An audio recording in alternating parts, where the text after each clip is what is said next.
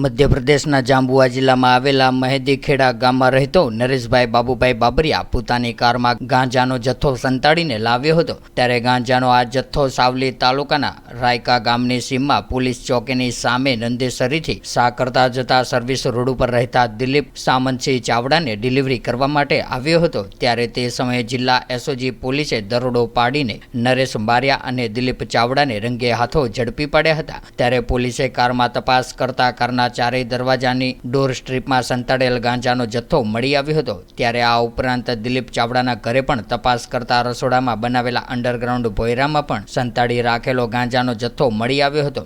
ત્યારે પોલીસે 53 કિલોગ્રામ ગાંજાનો જથ્થો, કાર, રોકડ અને મોબાઈલ સહિત કુલ રૂપિયા 4.72 લાખનો મુદ્દામાલ કબજે કરીને બંનેને હાલ પૂછપરછ હાથ ધરી હતી। ત્યારે પૂછપરછ દરમિયાન એમપીના એક શખ્સે ગાંજાની ડિલિવરી કરવા માટે મોકલ્યા હોવાની વિગતો બહાર આવી હતી।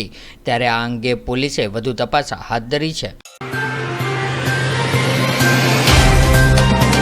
तो व्हाट्सएप, ट्विटर, फेसबुक, इंस्टा जहाँ भी आपका अकाउंट है, इसे शेयर बटन के द्वारा वहाँ पर शेयर करें।